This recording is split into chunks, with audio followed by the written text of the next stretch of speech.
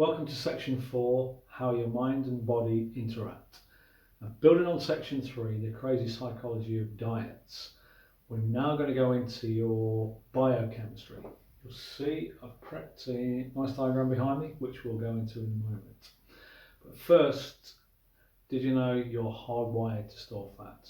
Now, you may think that's a bad thing, but as a human, it's actually a good thing.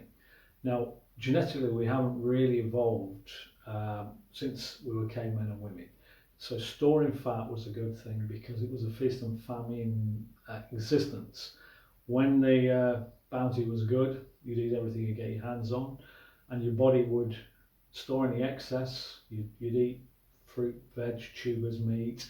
Any excess the body would naturally store. First it goes into the liver as excess to be used, then the muscles, then the fat cells. We'll come on to this in a later video, I'll go into more detail. Okay, so it was stored as potential energy, which is a very good thing because you didn't necessarily know when you're going to eat next. Now, if you did that several days on a row, you eat more than your body needs to function, of course it keeps storing it, and that's where the danger of unwanted weight gain kicks in.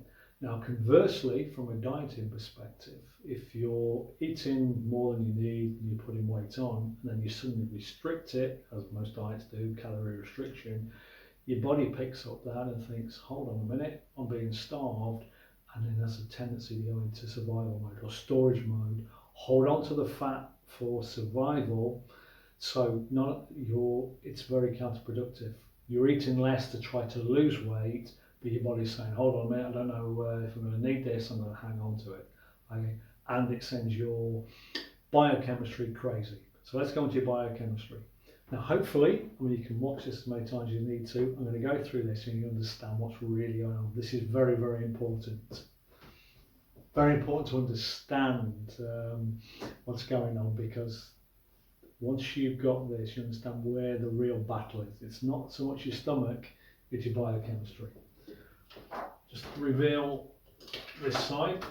Okay, looks more complicated than this. It's quite simple. Now, in your brain, you have a gland called the hypothalamus, which is effectively, within that is your appetite control center, or your satiety, your satisfaction center when it comes to eating. Now, we'll start on this side. If we start here, number one, with your stomach. When your stomach's empty, what happens? It secretes a hormone called ghrelin. Now, we covered that in a previous video. So ghrelin floods your system, and what it then does, it stimulates a chemical in your hypothalamus called NPY. This picks up and thinks, okay, hungry, we need to eat. That NPY then triggers your metabolism to reduce, and at the same time it increases your appetite to make you eat. So the feeling you get, the emotional feeling, is I'm hungry. So that's the chemical process. You're hungry, you need to eat. Now, conversely, on the other side, your stomach is full, you've eaten, your stomach is now full. It triggers a hormone called leptin. Leptin saying, yeah, I'm full, I've had enough. Leptin then stimulates a chemical in your hypothalamus called CART, and CART increases your metabolism, decreases your appetite, to stop you eating, so you then feel satisfied.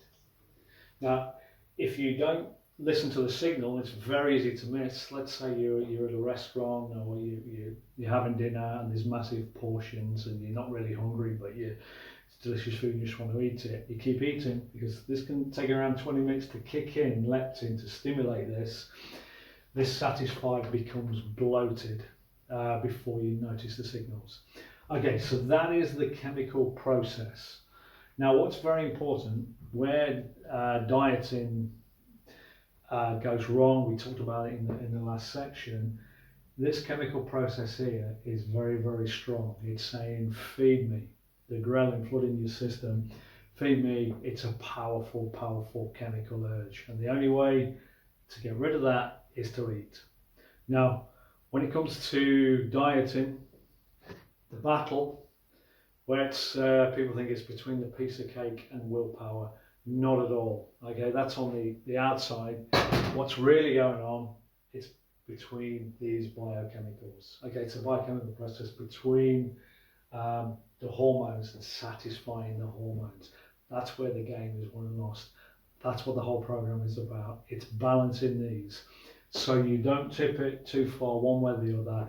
It's eating the right combination of foods so you feel full and satisfied without having these strong urges that cause you to want to eat, and then suddenly you succumb to, I've got to eat the cake, I've got to eat this, and your hormones are all over the place. Yeah, it's getting a nice balance. And with the right combination of foods, which we're going to cover in detail in section 5, this is easier than you think. Okay, by the time we finish with the behaviours, the principles and the habits, it becomes very, very simple.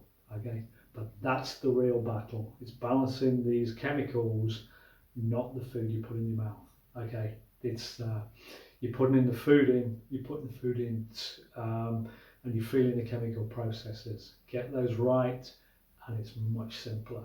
This is something that very few people, diet programs never talk about. Again, and that's why diets don't work, because it's the brain chemicals that we need to satisfy based on the foods we eat. Right, okay, we're going to go into real detail on section 5, get into the real nitty gritty of foods and what they do and how your system processes them, and that's where a lot of the keys are. Okay, right, meanwhile, piece of cake with my name on it. I'll see you in video 5.